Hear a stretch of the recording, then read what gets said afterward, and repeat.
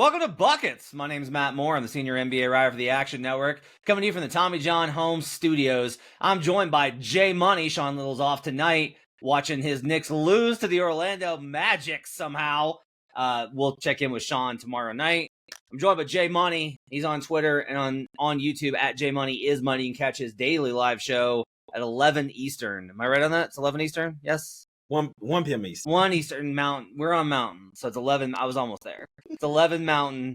No one's on Mountain Time. It's 1 p.m. Eastern every day on YouTube.com. Our guy Mike Fiddle has been hopping on with you a little bit, so that's fun. You guys can check out that show as well. This is cash only. We're gonna give you straight bets for the Tuesday slate in the association, but we'll kind of start there with the biggest game of the night is the Boston with. I think with the Mavericks being so hurt because Kyrie Irving's out 1 to 2 weeks with a lumbar problem. By the way, the Mavericks were like, yeah, he's sick. Oh no, he's got a back problem. Stuff drives me nuts, man. Like, can we just like a little bit of transparency? Like, I'm not asking for you guys to give us the MRI results. I'm not asking for the imaging. Like, I'm not asking for like daily checks on like minute by minute checks on their body temperature. I'm not asking for that. I just want a standard report like the NFL provides every day of the week. Just a little bit of transparency. Anyway, biggest game tomorrow night is Boston Celtics, who lost the Oklahoma City Thunder on Sunday, now taking on the Denver Nuggets. Now, Boston's been really good at home, or on the road, rather. I've talked about that consistently. Boston on the road this season, however, has slid considerably against the spread. They are now 43.8% against the spread. Problem is, Denver's only 46.7% at home. I would look at a first half play here because, I think Boston probably bouncing back, but Boston's only 45.7% on the road in the first half, or overall this season, 45.7.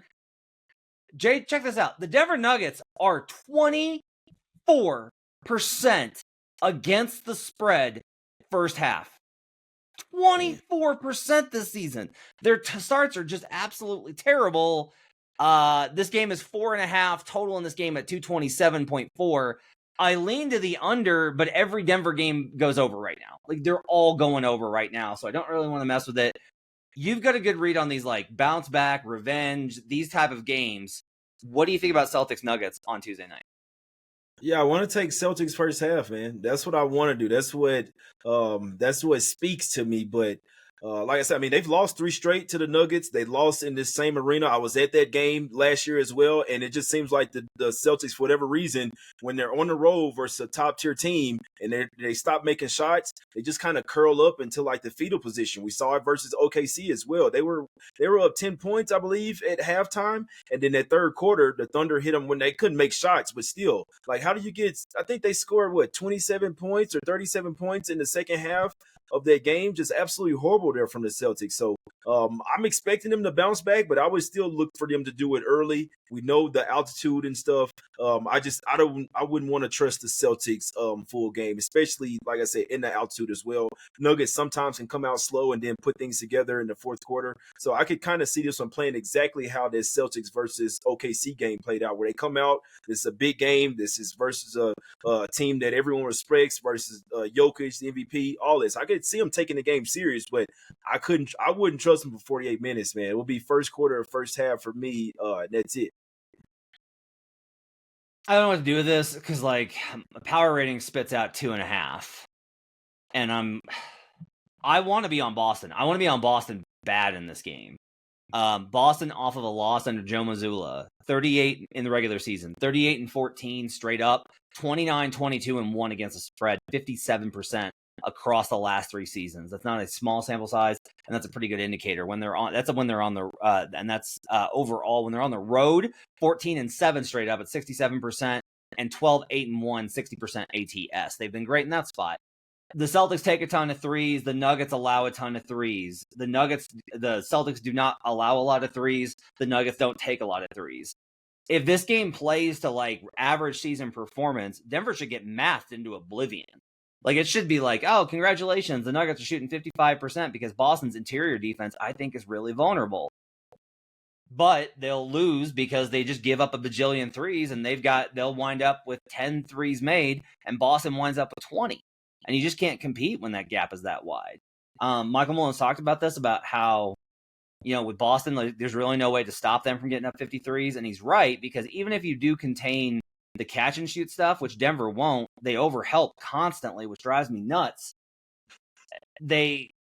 Even if they do that well, which again, they won't, but if they were to, Boston will just shoot them off the dribble. And Denver doesn't necessarily have great shooters in those kind of situations. One of the few advantages is that Boston doesn't run a lot of pick and roll. They don't generate a lot of stuff. The only pick and roll they really run is slips for Brown and Tatum. So what they want to do is they want to get Brown or Tatum with the ball, or Derek White, and then the other one slips a pick and then gets to the basket, that overhead lob, when they've played 5 out. And that's really hard to guard because you have to bring help over, and then they hit the corner pass, right? That's all good, and that's all well and good, except that, like, they don't run actual standard pick and roll, which Denver's 27th in the league defending. Like, if Boston just ran more pick and roll, I would like Boston more here. I'm going to stay away. I don't want to. I really want to be on Boston, but I can't get there based off of Boston's been inconsistent. I do want to ask you this, though. So this is because we were talking before the show. Boston's a 4.5 point favorite in Denver. I don't know what you want to move the home court advantage here to, but this to me is like, I mean, this is what, 6, 8, 8.5 in Boston? That's crazy to me. Yeah, it's crazy to me too. I mean, last year they had the Nuggets as 1.5 underdogs. Now we could argue that the Nuggets were probably better last year with KCP, a little bit more 3-point shooting out there. They were 1.5 dogs in that game as well. And even though I like Boston, I was like, that game was a little funky. But I just always remember, like, the Celtics last year was the year where they were out for blood to smack everybody. And they still lost in Denver this year. And to your credit, like you're saying, they're not even really running plays. That's like, they're just out there playing basketball. Okay, we're better than you. We shoot better 3-pointers than you. They're not really running any plays. They're just kind of going out there hooping, man. So I'm not lying to you. I wouldn't be surprised if the Celtics won by double digits, but I'm not laying 4.5, 5 points with them. I can't do it. I could see them. And like you said, they can take more threes. You still have to make them. Team went ice cold versus the Oklahoma City Thunder, man. So that's what worries you with the Celtics. But like I said, they've lost 3 straight versus Denver. This is somewhat of a triple revenge spot, but I'm worried about Jokic killing them on the twos and inside, and possibly getting Porzingis into foul trouble, things like that. So Celtics are the better team, but for whatever reason this year, they're just kind of sleepwalking through the regular season, ready for the playoffs. All right, let's do some best bets for the Tuesday slate. But before that, I told you that we're coming to you from the Tommy John home studios. That's because great games start with great underwear, and Tommy John makes the greatest. I've been hanging out all winter in my Tommy John's comfy wear, where I've got to wear hoodies pretty much all the time here in Denver. But the best t-shirt to go underneath is a Tommy John t-shirt. They're so comfortable, they're lightweight, and when you put the hoodie over them, it's like the perfect level of warmth and comfort. It's absolutely incredible. They're great t-shirts to work out in, to sleep in. It's just, those t-shirts are amazing. The pajama pants have been absolutely terrific. Cannot say enough about all the stuff from Tommy John's. Remember, when you're truly comfortable, you do everything better, and that includes betting. If you love buckets and you love this crew, then you're going to love Tommy John. Get 25% off your first order right now at TommyJohn.com/buckets. That's save 25% at TommyJohn.com/buckets. All right, Jay, what's your best bet for the Tuesday slate? Atlanta Hawks -6. Okay. I'm on NBA Bet Stream on Tuesday night for Wolves Pelicans. So I'm actually going to surprise my producer, David, and I'm taking the under in that game. Under 223 Wolves Pelicans tomorrow night. We'll also have look-ins around the league on Houston and Washington and Phoenix, Charlotte. I've got some stuff on the Jimmy Butler trade discussions I'll probably be talking about on that stream. So just go ahead and go to the NBA app, go to the Wolves Pelicans feed, and if you open up streams, there'll be Bet Stream. It'll be me, Julian Edlow, and Sean Little, our guy Sean, on the NBA Bet Stream. Make sure to check that out tomorrow night. All right. So I am anytime that anybody's like, I want to bet on the Hawks, I'm like, the hell you do. So try and convince me here that the Atlanta Hawks are the side here versus the Utah Jazz, who have been playing a lot better basketball lately. I mean, I like the Hawks, man. The Hawks have actually not been too bad. I know that they're only 15-21 against the spread, but they have their spurts. Problem is, with betting today's NBA basketball, teams go 3 straight games and act like they don't know how to play basketball. Then they'll go 4 straight games, and it seems like they're going to the NBA Finals. And then they'll have another 3 games where they get smacked by double digits every game. So the Hawks are in that spot where they've lost 3 straight, all of them by double digits as well. But versus 3 good teams, this is a huge step down in competition, in my opinion. They played the Nuggets, played the Lakers, they played the Clippers. Like I said, lost all of them by double digits. Now you go up against the Utah Jazz. Now you have Quinn Snyder going to his old stomping grounds in this one. You have the Jazz, in my opinion, coming off I'm not gonna say fluky wins, but they're coming off back-to-back wins as 9-point underdogs. I mean, in versus Orlando, they rested like their top 3-4 guys and still were able to get the win in that one. Just that's how funky things are right now, man. The Jazz go out there and beat the Magic as 9-point underdogs. Then the Magic go out there and beat the Knicks as 10.5-point underdogs. That's how funky things are. But I see the Jazz coming back to the house and coming back down to earth. I think that the Hawks can end this road trip. Well, they have one more game on road trip after this, but I think they can. This is one of their best chances to get their second win on the road trip because they face Phoenix after this game as well. So I just think the Hawks come out there and assert themselves, man. They're really kind of going up against a G League squad, even though the Jazz have been playing well. These are still G League players out here getting real NBA minutes, in my opinion. I will say this: I do not like to bet on the Hawks without Jalen Johnson. He is going to be out for this game, but I do expect the rest of the guys to step up. This is somewhat of a must-win spot. They're sitting at 18-18, a chance to get back over 500. If you're the Hawks, you have to win and blow teams out like the Utah Jazz. And like I say, with Snyder coming back to Utah, I really think that he's going to coach his guys up and get these guys ready to smack up his old team in this one, man. So, and one thing I'll say, Matt, the Hawks sometimes look like the old Utah Jazz, and they had Donovan Mitchell, Rudy Gobert, had that number 1 seed. Sometimes, like Snyder can have these guys playing well, they're not really consistent, and that's the story of this year NBA for whatever reason. But I'll back the Hawks here versus in a huge step down in competition. I'll rock with the Hawks here -6. Teams coming off of teams coming off of at least 2 wins. Actually, let's do that's if you've won the last 2. So here's if you've won at least 2 games, the last 2 as 9-point dogs or greater. 5-14 straight up, 10-9 against the spread, 13-6 to the over in those spots. If you've just won 2 in a row, back to back as like 9-point dogs, you are 9-4 ATS. But that also includes a lot of road dogs, and this is a home dog, which is a little bit of a different spot. So I get it.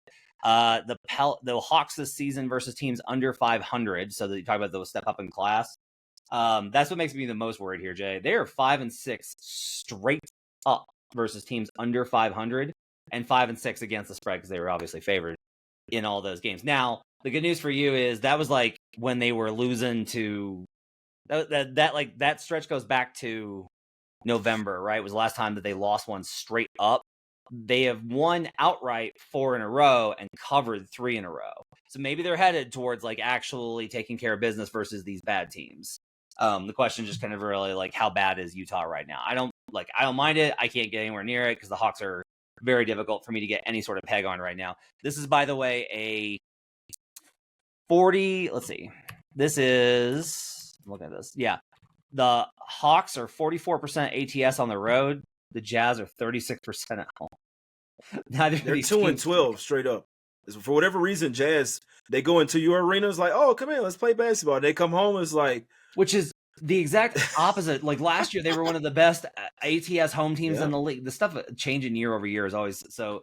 It's baffling, but it's the only thing you can count on in the NBA is if you were betting something last year, were like, oh, they're great at home. Do not count on that being the same year over year. I'm gonna take the Wolves and Pelicans under here. So Wolves, we'll see who plays. To me, there's like no way that this doesn't. Not no way. There's a very good chance that this kind of that this still goes under. So the trends on the total here, 44%. I'm sorry. The trends are a little bit more towards the over. Wolves are 50% over under, and Pelicans are actually 67%. They shoot better at home, but that's because I think the total's been too low. And with CJ back, I think that this total is kind of stabilize a little bit at 223. I make this 217. That sounds a little bit more right to me. If the Wolves sit guys, they're not going to be able to score. They're going to go under. If they don't sit guys, they're going to be able to defend, and this game goes under. Their lineups with Jaden McDaniels are so bad. Like, we've seen this consistently, that they're struggling. I like the Wolves a little bit here on the spread, and we'll probably have them because I think it's going to be a good get right opportunity in that Clippers game. I think, even though it was a back-to-back, I think that may have been like all right, follow the positive momentum. But in general, I think I'm just going to go ahead and stick with the under here of under 223 in Wolves and Pelicans. I also like the under in Rockets and Wizards. Rockets struggling a little bit on offense right now. They've had a couple of okay games. Like, that game versus the Lakers was good, but the Lakers defense isn't. This number is 226, and this is actually a lot more about what I think that they're going to do to that Wizards offense. Wizards, when they play top 10 defenses, are awful on their team total. So I'm going to go ahead and I'm going to go with the under on Rockets and Wizards as well. All right, Jay's on the Hawks. I like to underplays. You can catch him in the Action Network app. My thanks to David Payne. If you want to tail Jay's bet on the Hawks or my bets on the under in Minnesota versus New Orleans on DraftKings, look for the quick slip links in the episode description. You can catch that in our episode description on youtube.com/the Action Network or wherever you have gotten your podcast. In the episode description, you can find those bets. Thanks so much for joining us. Appreciate you guys being with us. We'll see you guys again next time. Till then, let's get buckets.